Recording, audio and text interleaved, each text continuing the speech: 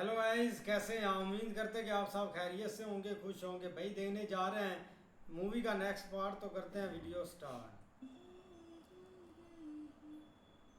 अच्छी हो पर माँ जितनी खूबसूरत नहीं। जरा हम भी तो देखें। अरे आप कब आए?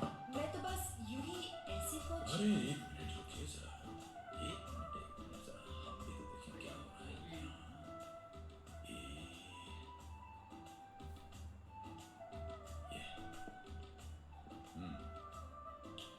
भाई हमें तो लगता है कि हमारी बेटी जो है वो आपकी माँ से ज्यादा खूबसूरत है। आपका क्या ख्याल है? आप जानती हैं कि जब आप छोटी सी थी तो बिल्कुल ऐसे ही अपनी माँ का मंगलसूत्र और दुपट्टा ओढ़कर दुल्हन बनकर सजा करती। और मुझे तो ऐसा लग रहा है कि अब वक्त आ गया है कि उस दुल्हन को अब डोली में बिठाकर विदा कर देना चाहिए। स्टॉप इट पापा। क्यों? क्या ये लो। हेलो। हाय। मैं अभी बिजी हूँ, मैं तुम्हें बाद में फोन करती हूँ। ओके। कौन था? वो प्रिया ऐसे मुझे फोन करके बोर करती रहती है। अभी आप चलिए, आपके कपड़े बदल लीजिए, मैं आपके लिए गर्म गर्म कॉफी लेके आती हूँ। पर सुनो देखो चलिए ना।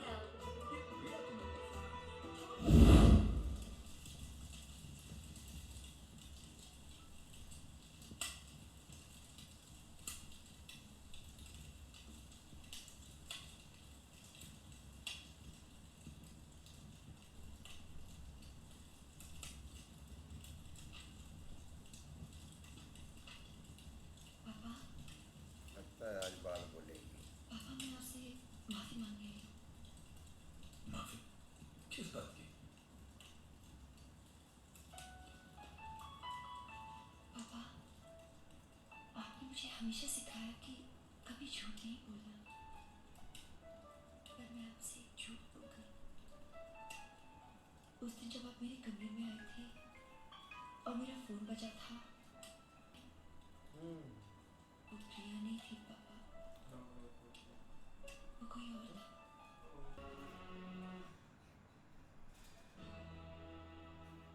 आप नाराज तो नहीं है ना पापा? पापा प्लीज नाराज मत होइए।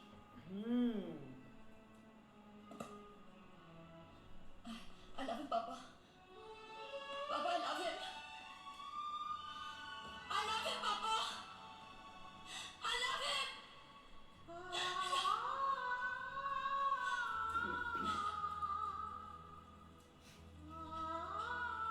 No, that's the story.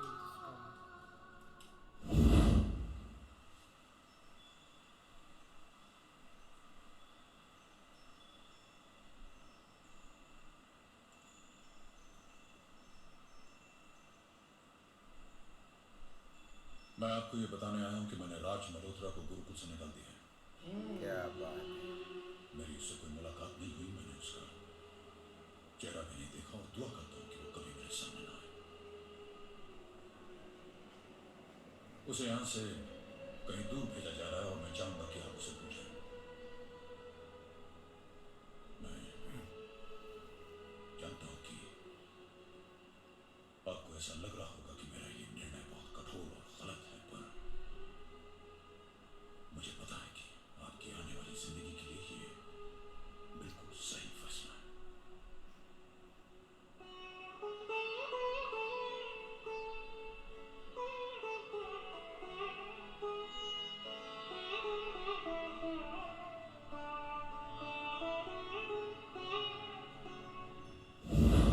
ओम जय जगदीश हरे, स्वामी जय जगदीश हरे।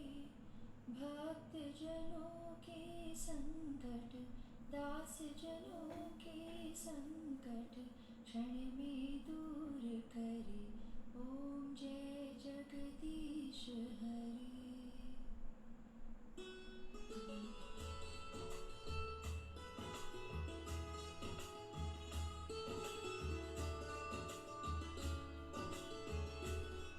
इसको क्या हुआ है?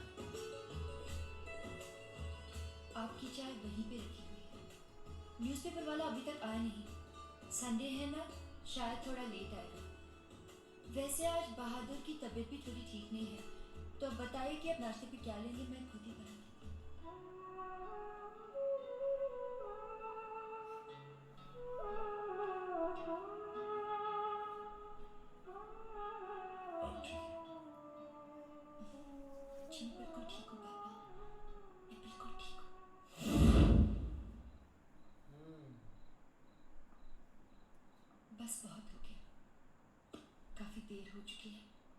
सुबह जल्दी उठना है।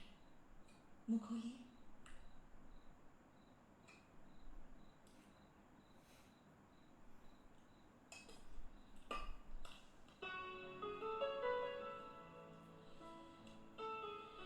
आप जानते हैं कि आप इस दुनिया की सबसे प्यारी बेटी हैं।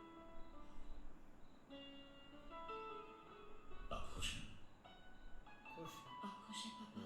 खुश तो आपने उसे बहुत रखा है। तो मैं भी बहुत खुश हूँ। गुड नाइट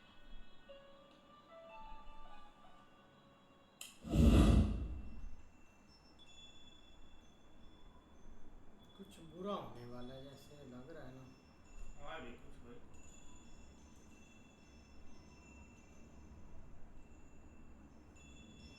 ये क्या? कौन सी लड़की?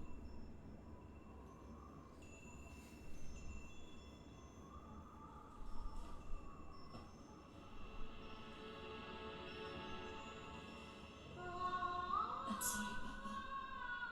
मैंने उसे भूलने की बहुत कोशिश की कि उसके बारे में न सोचूं, ओए यार। कि उससे मोहब्बत न करूं, पर ऐसा कर न सकी। मैं आपसे बहुत प्यार करती हूँ पापा, और मैं आपको कभी दुखी नहीं देख सकती, पर मैं उससे भी बहुत प्यार करती हूँ और उसके बिना जी नहीं सकती। काश आप कभी ये समझ पाते कि मोहब्बत बहुत खूबसूरत होती है। तो क्या हुआ अगर अपने साथ थोड़ा सा दर्द? I'm sorry. I'm sorry. ओए वही।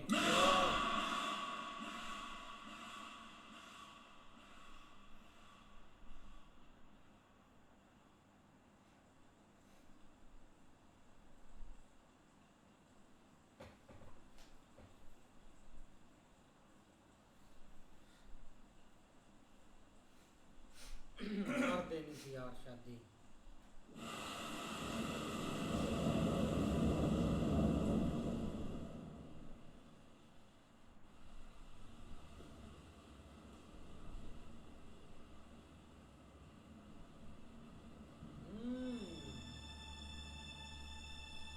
आज खुद ही सबसे पहले आया हुआ।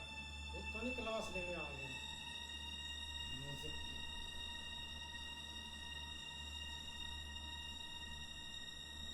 और की जगह पे आप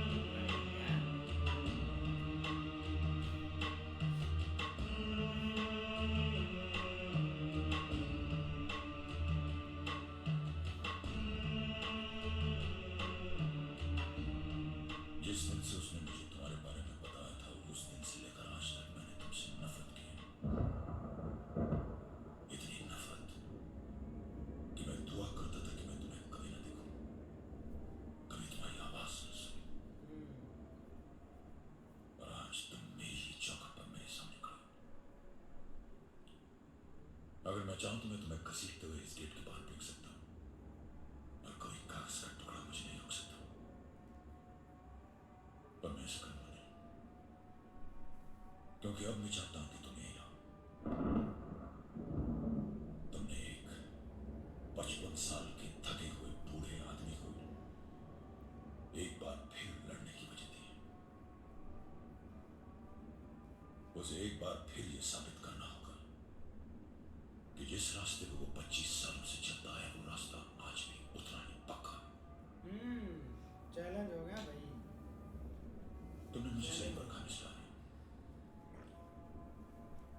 मुझे भी तुम्हारी तरह मुश्किलों का सामना करने में बहुत मजा आता है। तो अब तुम वही करो जो तुम्हें करना है, और मैं वही करूंगा जो मैं 25 सालों से करता आया हूं। इस इमारत की नींव इतनी मजबूत है कि कोई राज आर्यन हाथों में वायलिन और चेहरे पर मुस्कान लिए यहाँ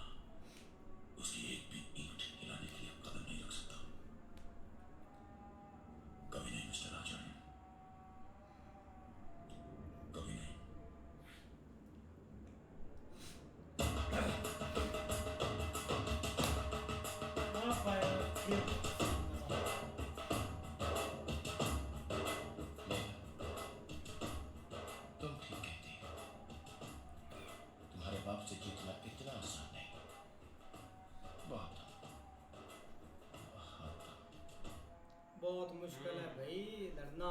लेकिन देखा जाए ना भाई, जो बैक स्टोरी थी ना वो तो पता चल गया, लेकिन यही चीज़ है कि भाई स्टार्ट से इनको पसंद नहीं करते थे। अब फिर से कदम रखा तो है राज मल्होत्रा ने, लेकिन अब मुझे लगता है कि और एक मुश्किलात होंगी उसके साथ। भाई अब बैक स्टोरी जो थी ना वो सारी चीजें बताएगी कैसे इन दोनों को वो सारी चीजें हुई। बाकी भाई अभी तक भी वो कह रहा है कि मैं 55 साल का हो गया हूँ, मैं अभी अपनी बात पे अड़ा हुआ हूँ, तुमने जो जोर लगाना लगा लो, मैं अपनी बात से नहीं टलने वाला। भाई ये चीज़ देखें कि प्रिंसिपल ने उस वक़्त जब इनकी बेटी ने सारा कुछ बता दिया था, तो ज़ाहिर बात है उस वक़्त इनको खुद सोचना चाहिए था कि बेटी है वो धन पर है, कल को किसी न किसी के साथ तो शादी करनी ही करनी है।